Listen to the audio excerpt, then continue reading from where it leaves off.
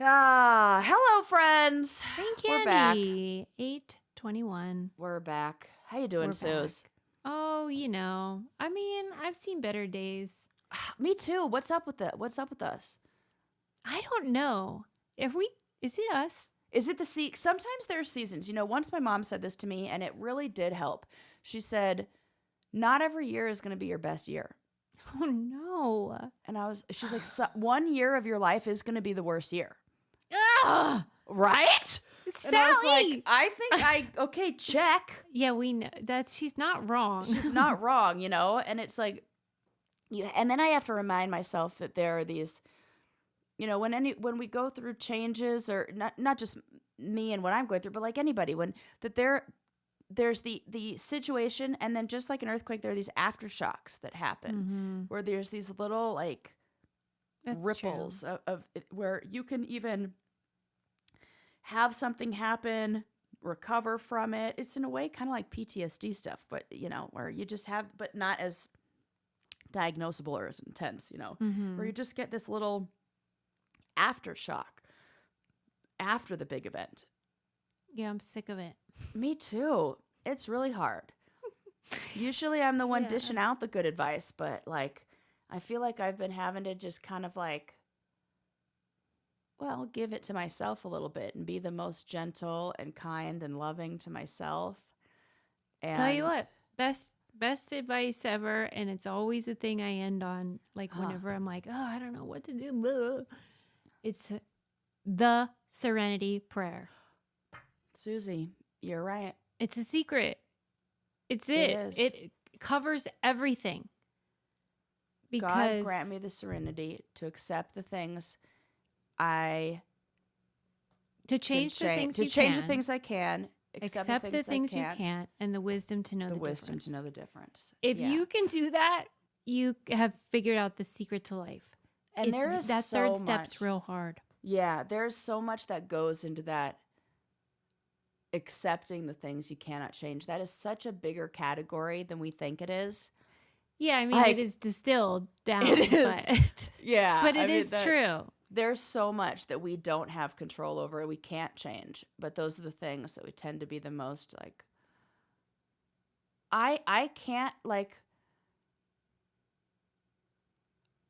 6 months ago, me was like, I don't want kids. But then you take away that ability. Mm-hmm. And I have this, like, I get these waves of like, oh no, what have I done? I can understand that. But I didn't even do, like, yeah. It's not even like I did anything, It's just I decided to not be in pain for the rest of my life and have a normal life. Well, though part of it, in your case, so you have this condition and they recommend treatment and the removal of it and all that. But the way that medicine works is they very rarely give you like, here's what you should do. Right. And it's hopeless or not, whatever. It's all very vague. Very vague. And this surgery especially, because they're like, we don't know what we're going in.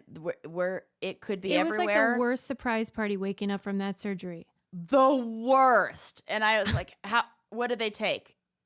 And my ex was like, everything.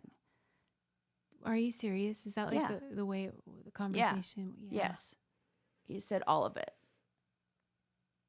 And I was like, okay. And then my doctor said I did better than most people because he said most people burst into tears when they hear that. Of course. And I was like, should I have done that? I don't know what the right response is. And now I'm bursting into tears a few months later because of like some stupid shit, And like it's we have so little control over our lives, and that lack of control causes such distress.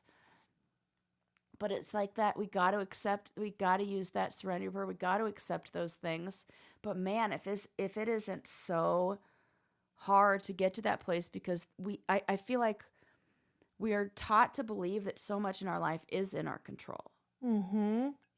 Don't you feel especially like, especially in the United world. States? Yeah. Yes. Mm-hmm. Oh, I love this podcast. This is like therapy. This is why I'm like, we're just going to talk about the personal stuff in the beginning because like we can all benefit from this talk, can't we? Yeah.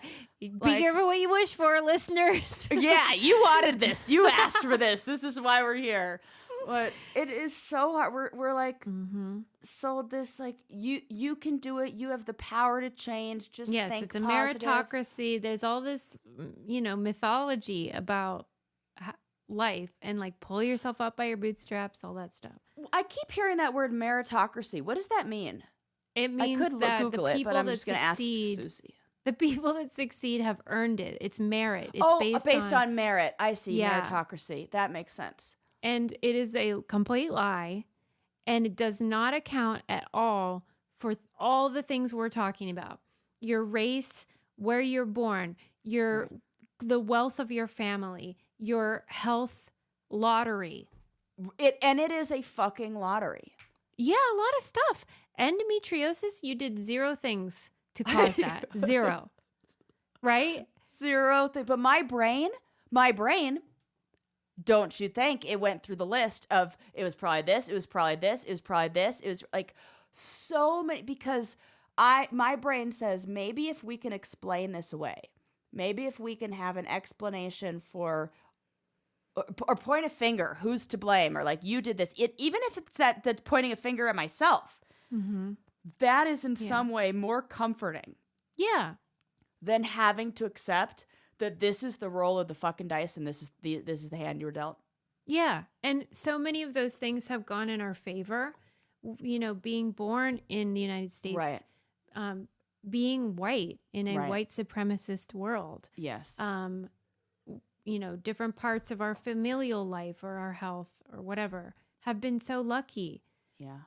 But that's not what you think about when bad things happen. You're not like, oh, but the good news is sometimes people think I look cute. Right. Or whatever. No, right. We can't, or like I was on TV once. That does not help me at all in these moments right here. Yeah. And sometimes it just feels like a kick in the teeth. Yeah. Yeah. And the fertility stuff is such an important one because that's pretty much the narrative for a girl her whole life. Right. From dollies and Barbies and things. It's just about like that end of having a baby. And then, you like my mind naturally created so many scenarios and painted such like these futures with children and with a partner in all this way. And, I'd say this to clients all the time that sometimes the most difficult thing is having to, I imagine it like a whiteboard, this whiteboard that we get these, expo markers that are so fun to color with. Mm-hmm. And you have to be very careful because they rub off so easy. And, you'd like take your time and like make it exactly how you want and like plan out the future and draw it all out and imagine it. And then it's like somebody comes by with a eraser and erases all that. And I could get anxiety just thinking about somebody erasing a whiteboard that I've just written all over, let alone trying to erase all of the memory. Like, and that's just a whiteboard, as an example in my mind. But like, this is like the thought and the care and the intention and everything that you've put behind all these thoughts. It's a lot and then you get erase. The toxicity of people being like, but isn't it nice to have a clean whiteboard? Right. Mm-hmm. You're like, yeah. Is it? So that is the toxicity. That is the toxicity. Yep. And I am starting to recognize, not starting to, I have fully accepted and understand now that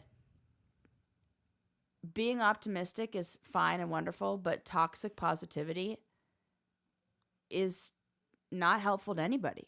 Hey, did you notice that in our book club book about the MLMs? Oh, Susie.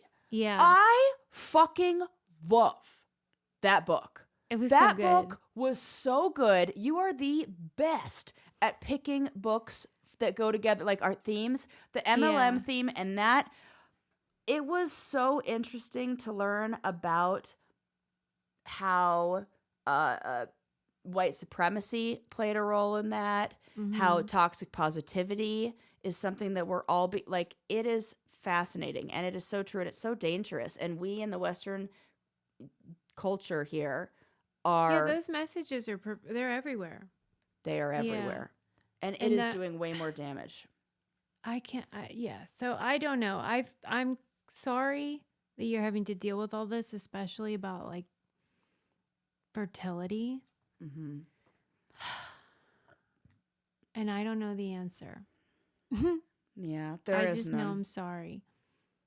Oh, thank you. That's what feels good, is just hearing somebody say, like, I know it's hard. Oh, see, I didn't cry. There were other episodes where I didn't even cry, and now I'm going to. I think I got through a whole breakup episode. I think you're hanging in there. Okay, we'll do a palate cleanser, because all this is important, and the stuff I'm about to say is just, frivolous. But the bottom line is you got to make dinner, okay? So maybe make it easier with HelloFresh. Yes. Take a load off. Please, when I'm going through all this emotional stuff, the last thing I want to do is decide what I'm going to eat for dinner. No. That's so true. I'm not doing any of that. I loaded up my fridge. HelloFresh, I'm getting make it easy. Give me the instructions. Make it easy. And you know what I realized in going through difficult times? There is a lot of power in something as simple as making a meal for yourself and feeling accomplished afterwards. Yeah. I had zero energy to think about what to do, but when I put those ingredients out in front of me and I followed those instructions, and by the end of what was only 15 or 20 minutes, I had an amazing meal in front of myself that made me feel accomplished and like I was taking care of myself. Yeah. That was so helpful. Well, and it sure beats because the other alternative is a bag of Doritos. Right. You know I don't want girl dinner. I want we're taking care of Sarah. Yes. Let's do it right. I love HelloFresh. I think their meals are so delicious. I love the kid-friendly options. You can choose all kinds of different options, and you can mix and match. I love that the ingredients are seasonal. You get the recipe, and it's not difficult. If you're not a great cook or anything, don't worry about that. They have their biggest menu yet right now with over 50 recipes you can choose from every week.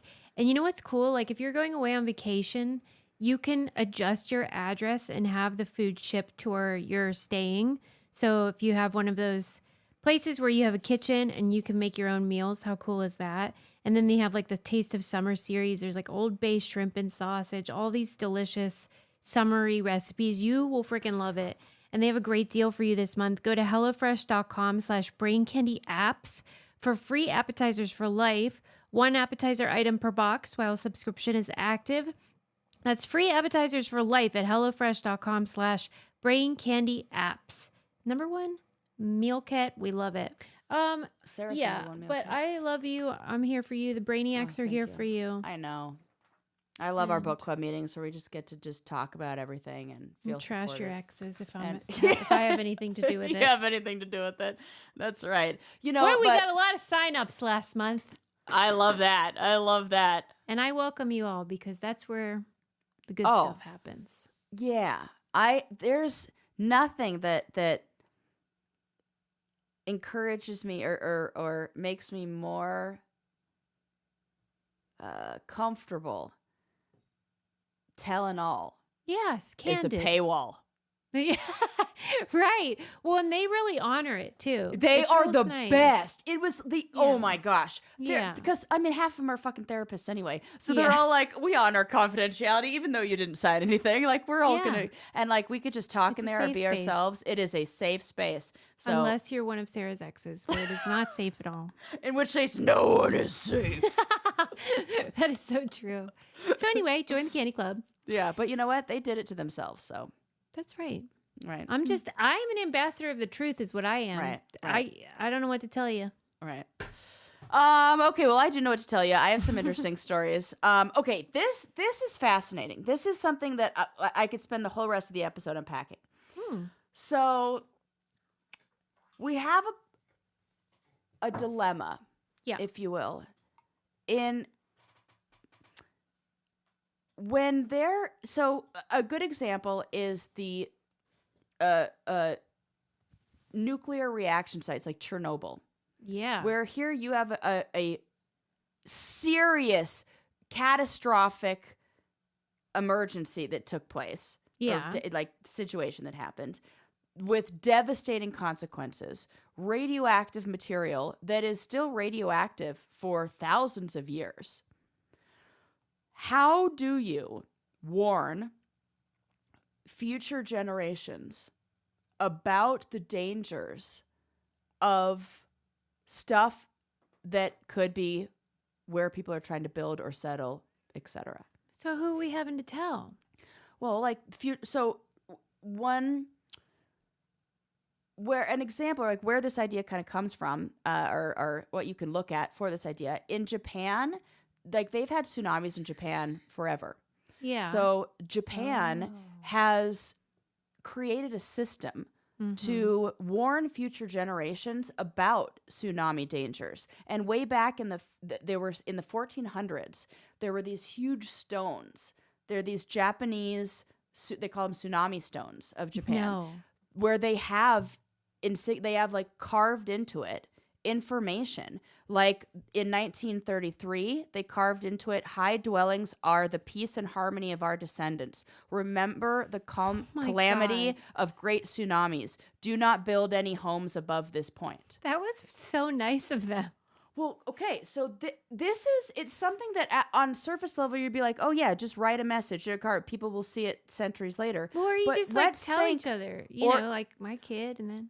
But who knows what could happen? Who knows, like a war could come through and then just totally wipe everything off. Like, how do you warn people when you don't know what could happen to the future civilizations, and you need to warn people hundreds of years in the future, 1,000 years in the future? I am not in charge of this stuff.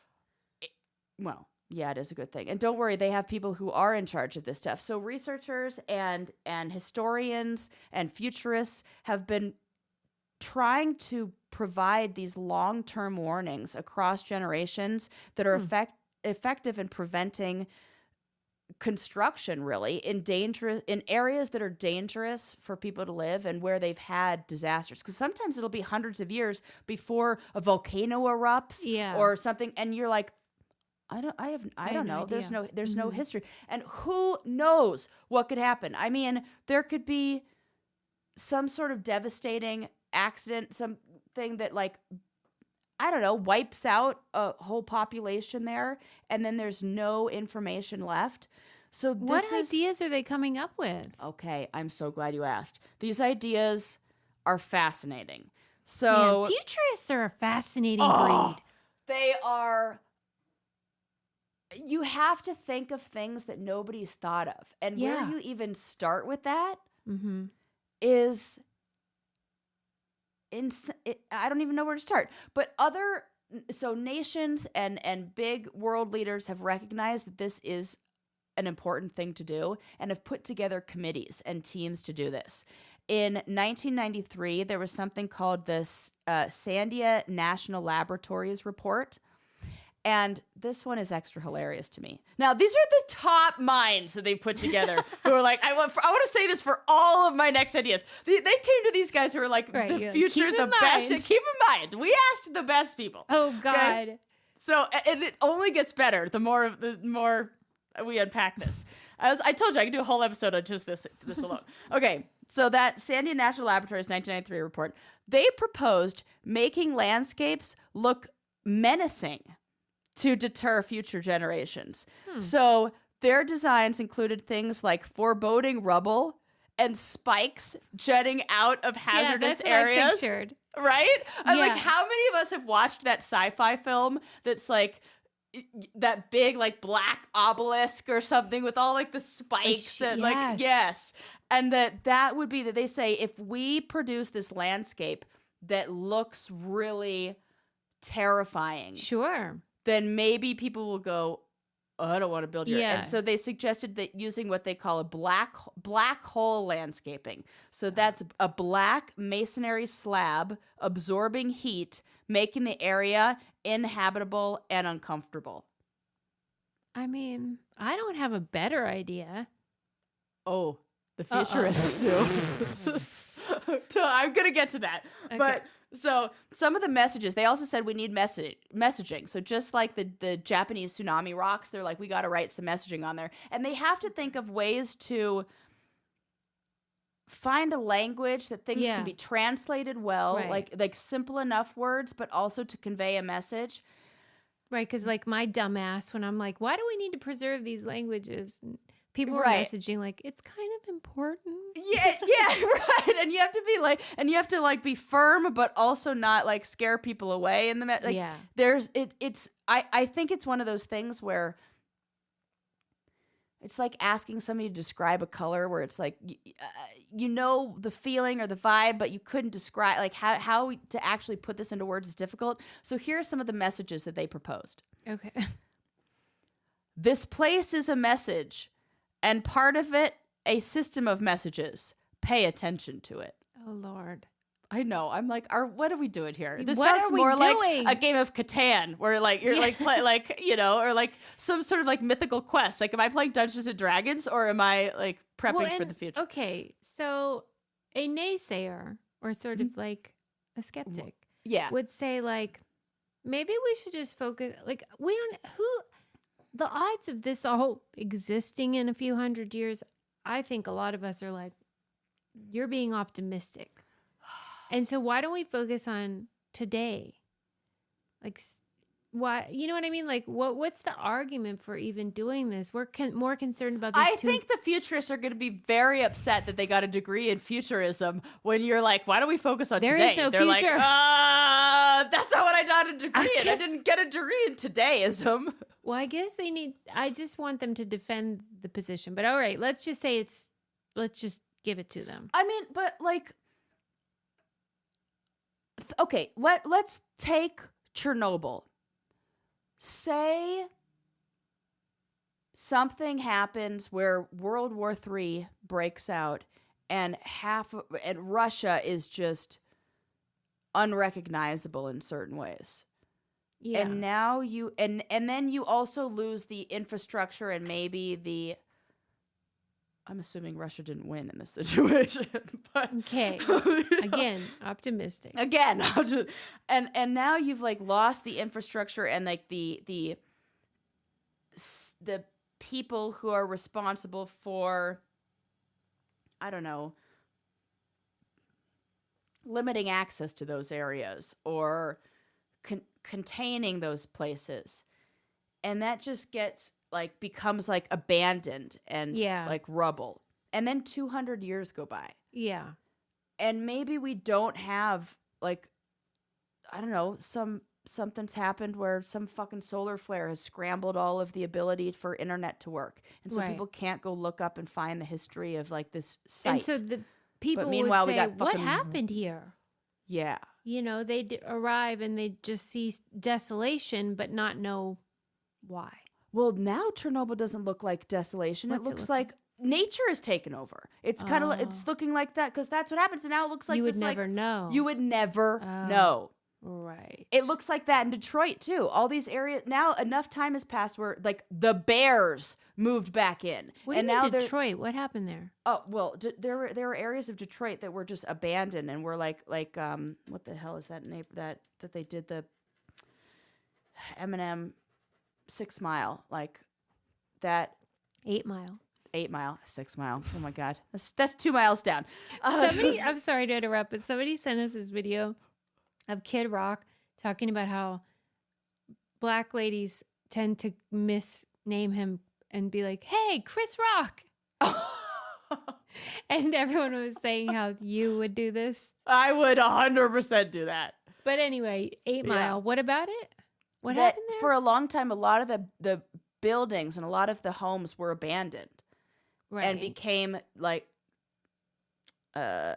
condemned or something. Yes, condemned. Mm-hmm. And they were abandoned for so long that nature returned. Nature like came back, and there were bears that were living in the homes that were abandoned in Detroit. Gotcha. So nature comes back, and now it's like it almost looks gorgeous and beautiful, and it's like covered in vines and everything like that. If I rolled in, maybe right when everything went to shit, it would look like that, but not 100 years later when it's all covered in like beautiful, lush vines and looks like a plant utopia. Like I'm like, oh, I'll move in here. That's where I want to move. Okay, got it. And then you're like, I don't know. I imagine like a scene from Indiana Jones where he's like pulling back some vines and like rubbing off this plaque, and on the plaque it says, "Don't go any further. Don't rub your." This is like, and we're like, it's been hundreds of years. What do they know? Next thing you know, you're dead 5 years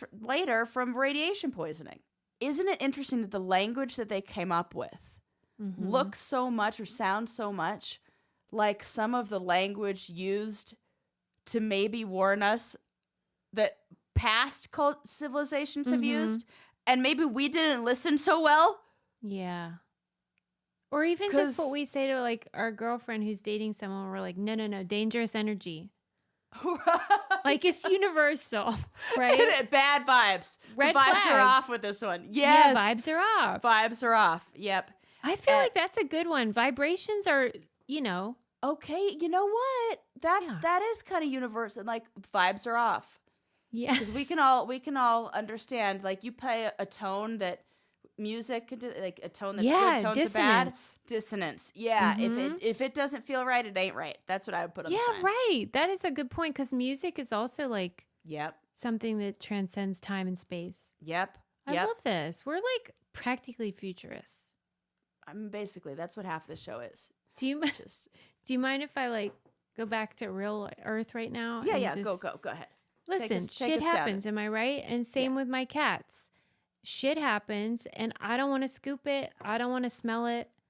And thanks to Litter Robot, I don't have to. I'm so excited about this. What a great sponsor. I don't have to put up any dangerous energy signs or anything because I actually should, because you can't smell it. So no one would ever know it was there. Maybe that's like the key. But Litter Robot, it's like futurists would love it. Yeah. It feels like you're in Star Trek because here's what it's like, this circle. I keep telling people about it. It's so great. It's a circle, and then they go inside of it and do their biz, and then it's like, ooh, and it cleans out automatically on its own. And then I can see it on the app. And by the way, who knew cats were so regular? It's like almost to the minute every day. Are you serious? Yes.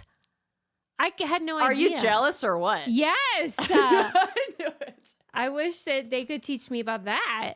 But anyway, this thing is so awesome. And the only bad thing about cats is the whole litter box scene. So I'm telling you, this makes it the perfect pet.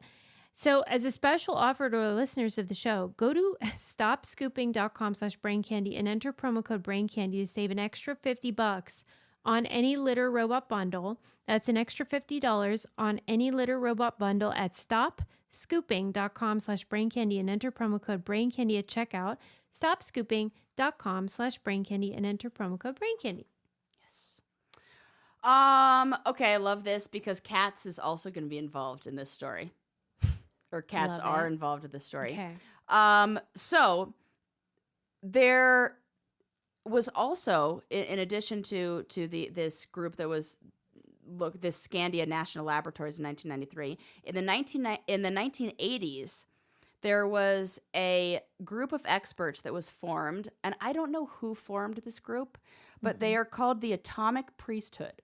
That was developed in the 1980s, and they were experts who formed a priesthood to pass down knowledge through rituals and legends, specifically about revealing the exact nature of the dangers. So kind of like you were saying, of like we have to like create the lore around it, we have to pass that down. And so their job has been this. I mean, it exists. This is a real thing that is going on. So cool. I love it. This atomic priesthood, where people get together and they create these messages, and the messages are updated every few generations to ensure comprehensibility, to make sure that the future generations will understand it. And they're doing their work out there, but they also in and I don't know who's like leading the charge to like mark these historic sites, but somebody's funding this and realizing that this is an important thing we need to do, and reaching out to not just the futurists, but also people who specialize in symbols and like symbology. and they called semiologists, SEMI, I think that's how you pronounce it, semiologists. That's the studies of signs and symbols. And so this French semiologist, whose name is Paolo Fabri, he came up with what they called the Ray cat idea. Oh my God. This is the greatest thing ever. Love it. We get these cats. We're going to now genetically modify and mutate cats to be able to turn a different color if the cats are exposed to radiation. So we have to like embed these stories and myths and folklore in a way to emphasize the role of what they call Ray cats. And yes. And why do you think they call them Ray? What, like an atomic ray? I don't know. Like they're like, yeah, like ray of light or something. Yeah. I guess that's it. Or like they're Ray gonna Romano. change. What if they're gonna change? They're gonna like, oh, I don't know. Is that a terrible Ray Romano impression? Probably. I don't even know what he sounds like, but that's kind of yeah. And so they are looking to like culturally embed this idea of like cats are going to change color, and this would be with songs and with language and with stories, and really like that's cool. Yeah, and so that's what this man who specialized in symbols, semiologist, that's what he proposed. But then a radio reporter named Matthew Keelty he's like looking for the internet, like, what am I going to write a story about? And he finds this paper and he writes a story about it, and it goes viral and people start paying attention, and they're like, well, okay, and then it becomes, maybe you remember Saturday Night Live did this laser cat thing for a while. That's what I keep picturing. This is right around that time, because there was a song that came from this, a Ray Cat song. There was a T-shirt that was made. It became this like weird thing in the science community where they're like, Ray Cats, and it was like hilarious to just a small group.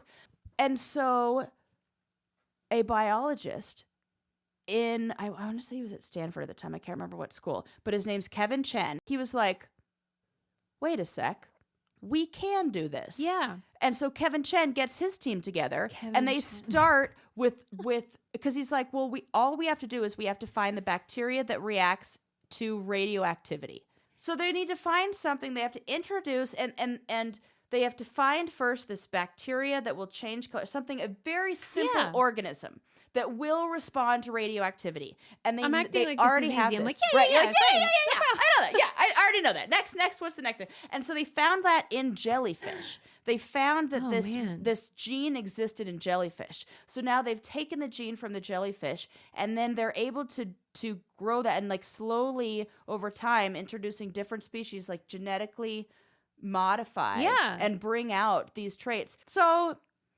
if you're ever wondering what's going to happen in the future, the answer might be atomic cats that change color because of radiation. Cats are weird, aren't they? And that you would have to work so, like, to think about that. You have this culture where everybody's like talks about these cats that change color, and it's like this history and it's like this fable and lore, and then all of a sudden somebody's like digging up a site, going to build a new, I don't know, fucking library or restaurant, whatever they're doing in the future. And all of a sudden the cat turns to pink. Wow. You're going to be like, it's happening. It's here. It finally it's time. paid off. Yeah. Right? It's crazy. I didn't realize that it lasts that long. Thousands of years that radiation stays active. And they have taken it. I can't remember what site they were talking about, but there was radioactive material. Oh, yes, I do. We have a dump site. There is a dump site in the United States in New Mexico, I believe, where they have dug a hole 1 mile into the earth, and they're just chucking all the radioactivity. I love how they think that's a great idea. I mean, it's Susie, right? Oh, what could go wrong? Right, Let's just throw all the radioactive material into one thing. I feel like that's what happened in Denver at that mystery shoe place with the lake and the fence. Like, what's happening? Oh my God. Right? Hey, I can't think too much about it because I'm already down in the dumps. I'm sorry, this didn't help. Now I'm making you worried. Laser cats, though, that's fun. Yeah, laser cats. That's the fun part. Yeah. Like, and Kevin Chen. Yeah, and Kevin Chen, he was like, wait a sec, we can do this. Got you, and boo. then they told the French guy about it, and the French guy was like thrilled. There's, you know what, I already sent the documentary. There's a short, like 12-minute documentary about this, and I sent it to Dahlia so that she could put it in our newsletter. I can't believe you sent it to Susie. Well, because I was like, I got to tell you the story I gotta first. watch it.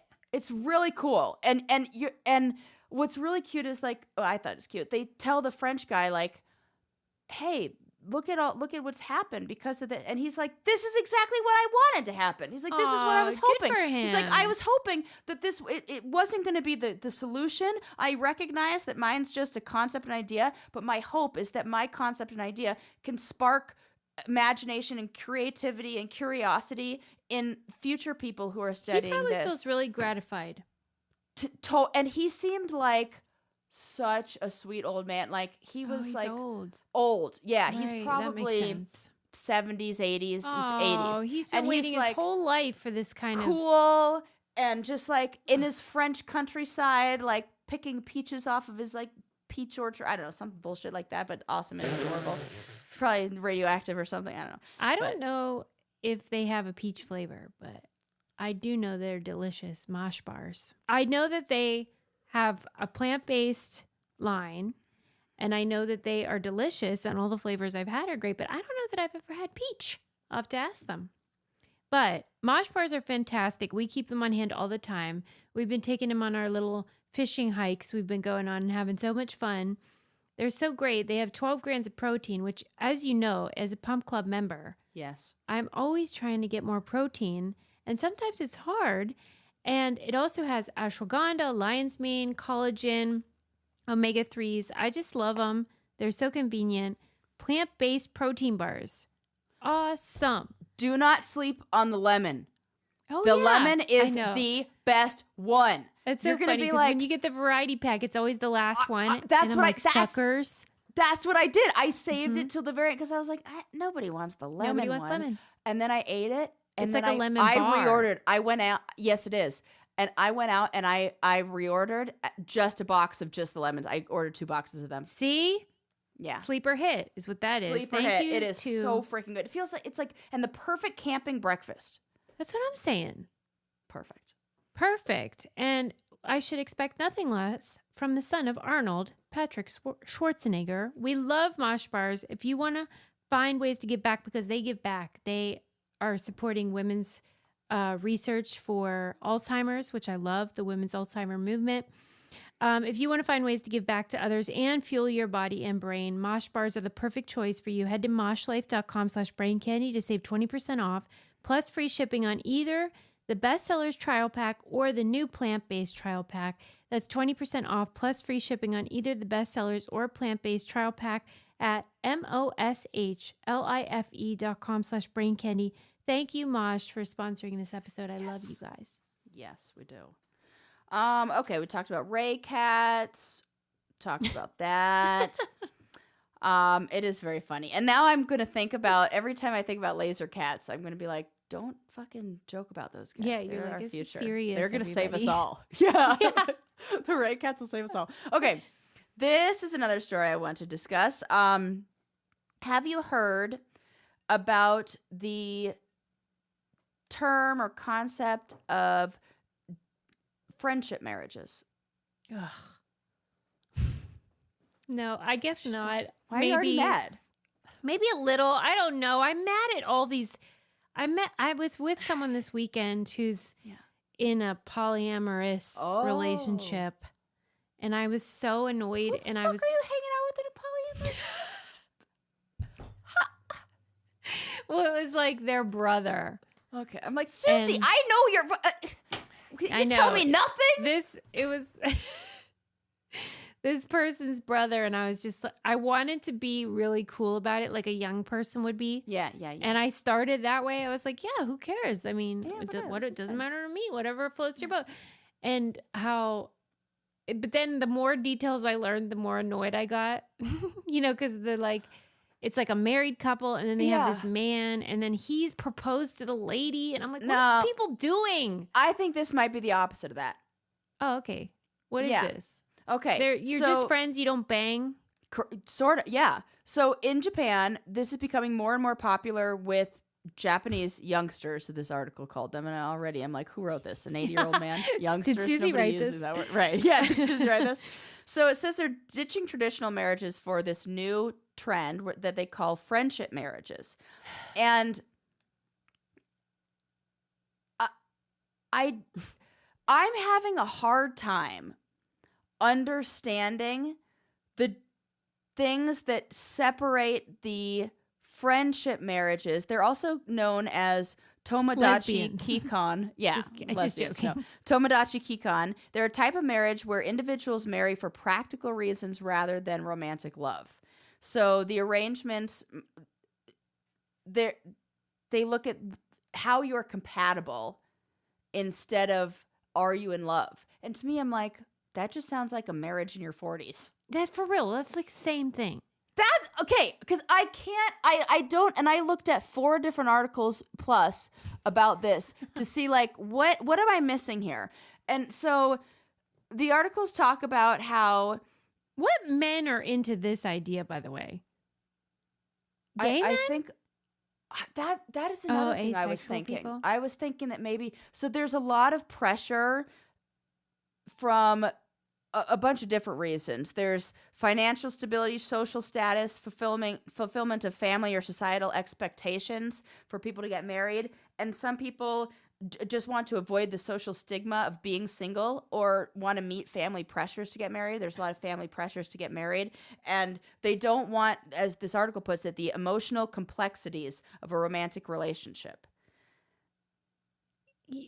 It's a false paradigm. I know. You think there's not going to be emotional complexities in this? Exactly. It makes sense at all. So it says that the article says these marriages can offer mutual benefits like shared living expenses, joint child rearing, and emotional support without the pressure of maintaining romantic relationships. They allow both parties. Because there's no complexities to roommates. Right. They allow both parties to pursue their own personal interests and goals independently. Shouldn't that be what a marriage is too?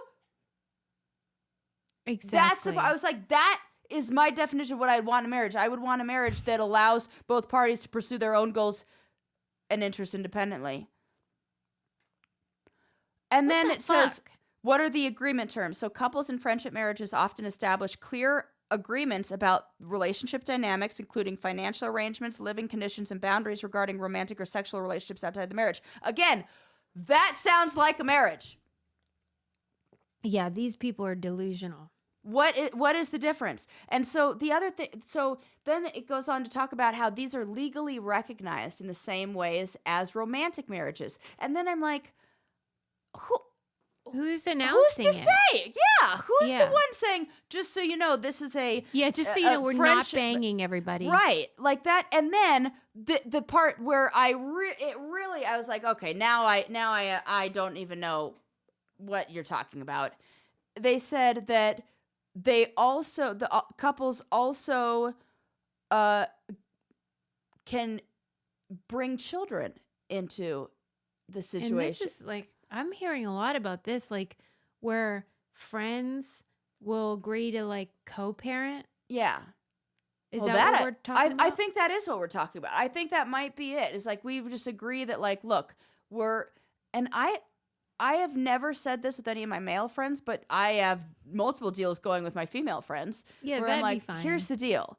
We're like 50 years old. I want a nice house. I'm not going to afford one on my own. Like, I don't. Who are you talking to? You never said this to me. Well, because you're married with a kid. I'm talking to my friends. But you could get in on this. I could deal with all the bullshit and the tough times. You want to share? I'll share. Fucking A. I'm just like, I thought you were going to move here. No, like Jesse and Ashley were like, we just get a big house together. Too. Okay, we're bringing everybody. No, we'll just get a big house for all the ladies. And we just live there with no men.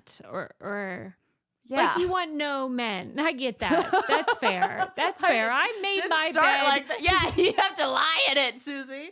Yeah, with your dick. Right. Okay. I accept it. Okay. So Yeah. you're saying like Golden Girls. Yeah. That we're gonna No live boys forever. allowed. I mean, what are we gonna do? That's like, these are the longest relationships I have, the best friendships. We agree on so many things. We'd be able to like, it would be so easy. Like, yeah, all right. Whenever I friendship think about marriages. that stuff, I'm like, yeah, I get it. I can see why people would want to forego tradition. I just don't. Yeah, it just feels like, can't you just do this without saying it to friend? Oh, we have a friendship marriage. Like, Yeah, can't you stop just calling like it get that. married? And like, I feel like this is what gay people and asexual people have been doing. Yeah, we don't need to know about it. For so long. We don't They've need been to like, know. you know. Yeah, and you're so right. This is the opposite of the things that annoyed me. All this weird ass like Right.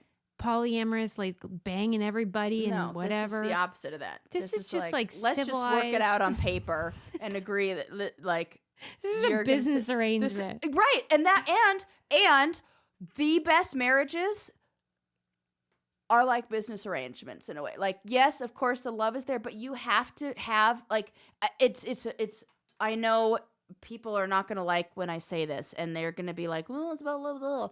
Okay, that can only get you so far. When you are getting married to somebody, when you're signing up to like go into business of life with this person, you want to know that you're on the same page. You're starting a business with this person. Do they have the same ideas about finances? Do they have the same ideas about growth of the company? About who to employ, about what roles they have, like all this stuff. And if you have a good understanding of how you guys are going to run the business of your relationship, the business of being married, then you can have a healthy relationship. But if two people disagree on how that business is run, I want to run it like this, I want to run, then it's not compatible. It does kind of feel, though, I see what you're saying, and I could be persuaded about all of it, but it does kind of feel like all this stuff is just what happens when people feel completely out of control, like that our society is crumbling. Yeah. And that, the idea of a post-truth world, like people often, scholars have been referring to that because like the way that social media and the internet in general have evolved has created a situation where like everyone has their own realities that they're living in. Yeah. And that's very unsettling to, I think, especially younger adults. And so they're just trying to control, like the Serenity prayer. Yeah, that's what can totally I control? Yes, that's 100%, Susie. And that makes sense to me because we have given them a freaking shit world. Yeah. We didn't set them up, and so I shouldn't judge them and their weird ass polyamory. It's really weird to be on the we give them this world side of things instead of the this is the world you gave us side I mean, of the things. boomers did it more. They were worse. Yeah. And they're not even sorry. Right. Like, I feel like at least we're like, yeah, I don't know what happened. Right. We're like, they're we just gave you a like, great skincare routine, so be grateful. At least you know about skincare. I think all of these shenanigans that you read about that are like, people are really disrupting the sort of status quo. It comes from a desire to control. That's a really good point. I don't know. Yeah. I'm sorry, young people. Yeah. You have to get in your friendship marriages. All I'm saying is that doesn't sound like the worst thing. It doesn't, but it marriage also sounds like the kind of marriage that I actually want. When I negotiate boundaries, I get to pursue my own interests. There's understanding of each person, like what they bring to the table, and yeah, that sounds great. Yeah, I hear you, but it also sounds like thinking something's going to be better than it is. Like the bottom line is that people are people, and all relationships are difficult, and you can't avoid it. And there's a company, I can't remember the name of it, but there's an agency that is setting people up. So it's almost like matchmaking service where they're like, you're compatible with this person. And then I'm like, how different is that from arranged marriages? They're going to start banging though. 100%. That's another thing about people. They're horny. Guaranteed. That's what I was like. Unless these people are either asexual or not gay or like not interested in sex, whatever, they will bang. They will bang. And that they know that because they're resulting in children. Oh, I thought you meant adopting. No, I mean conceiving the children. And I'm like, this is just a relationship. You're like, I've heard of this before. Yeah, you guys are defining relationship right now. Oh my gosh. So that's why I'm like, I don't understand how this is different than regular marriages, or at least what I would want. Yeah. Well, there's nothing new under the sun. Right. People are always up to weirdness, and that's just the way it is. Yeah. I got to tell you, too, I know you're wrapping it up. No, I'm just folding up my paper. Is that the... Oh, my God. Do you have more? I do, but I could save it. No, you do whatever you want. want. not like, well, I could talk for a million years. It's about whatevs. I mean, have you watched season 2 of The Jinx yet? Oh, my God. Sarah. It's so good. Unbelievable. It's so good. It really shows how if you are a wealthy white man, you can literally get away with murder. Yeah. And are you caught up? No. Okay. You're right, though. That is, I mean, I have never, you would think like this was amazing season 1. They changed how documentaries are made and all that. So this second season is really just sort of a cash grab, like, let's make some more episodes. And it isn't. I think the second season's even better than the first season. Ooh. Because it's like, it's this stuff. It's relationships. It's how people can be manipulated and how wealth and, I don't know, friendship and all these things can affect decisions and everyone and greed. Mm-hmm. Oh my God. Mm-hmm. I don't know, man. Every episode I'm like, holy crap, it keeps getting better. Oh my God. This guy, I mean, money really messes people up. Yep. I've been thinking about this a lot. There was another story that I heard recently about some wealthy person, and it was like the heir to something thrown, like, and I said to myself out loud, oh, it was our book club book. There was some mention of somebody in there and I was like, I am going to be more surprised if what the fuck is his name? Jeff Bezos or what's the other? Elon Musk, if their children aren't sociopathic serial killers. Yeah. I will be surprised. Show me that. Because this money, power, born into a life, like that stupid audio of I'm looking for a man in finance, 6'5", trust fund, blue eyes, or whatever. I'm like, you don't want that. Chances are good he will murder you. Yeah. Statistically speaking. Yeah, because you get hardwired into all kinds of like. Yeah. Yeah. Like, no. It's just like so much permission and so much like ass kissing and not people standing up to them and getting their way.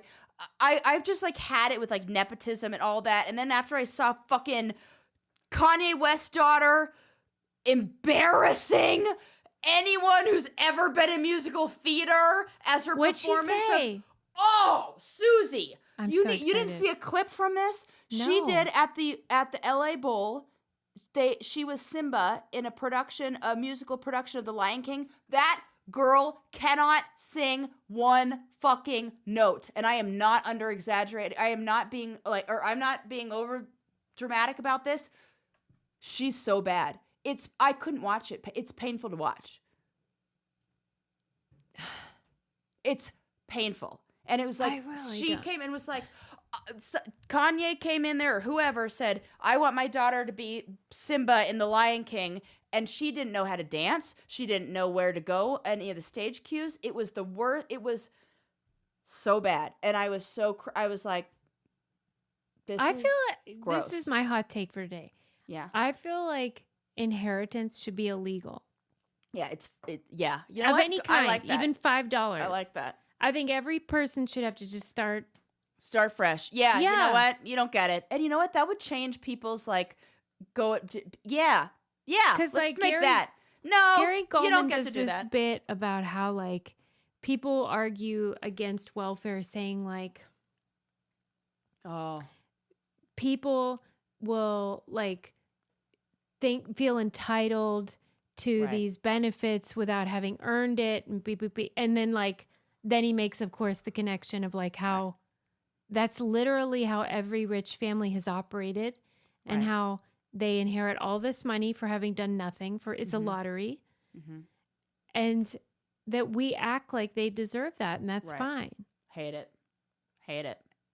You have to see this clip, Suze. I really do. You are going, because how did he? I knows actually what want you to music watch is. it. I want you to watch it with me watching you. Okay. Find it. North. Oh God. You're gonna Google it. Is this You're gonna looking? be? I can. Yeah. Yeah. Oh no, it's so bad. Northwest is Simba. Yeah. Watch it. Okay. Oh Lord. Oh, this is so fun for me. Where is the actual video? Yeah, you have to hear her singing. Is this on television? I don't think so. No, it's at the Hollywood Bowl. I said LA Bowl, Hollywood Bowl. You have to hear the volume.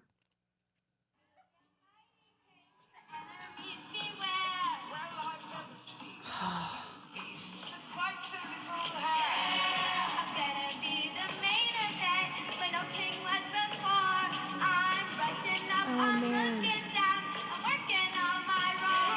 Oh no. It's like one note. It's one note. And all that money and you couldn't pay for a fucking vocal coach? What is wrong? You know what? The worst thing is it's not just tone deaf. She has no charisma. Right. None. She has no stage presence. None. And I'm like, at least, Beyonce made sure that Blue Ivy was really good up there. And that girl, she crushed it. And you can tell Beyonce like worked her and was like, if you're going to go up there, you're going to really do it.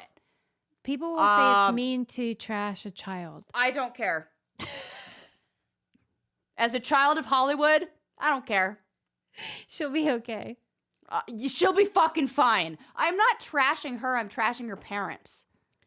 I'm trashing her parents for thinking that it was okay to put her on stage say, who cares about the other children who could do this really well? I'm going to pay whatever it costs to get my child up there. Fuck you. I cannot believe that. I'm bad. Shocked that she has no musical ability. I'm not. What? Why? Because I don't see. I think I don't see those things nurtured. I don't see those things emphasized, and I see other things. Yeah. Style, fashion, yeah, the look, but not the actual talent behind it. And her father is somebody who's born with a lot of talent, and she wasn't born with it, so you have to create it.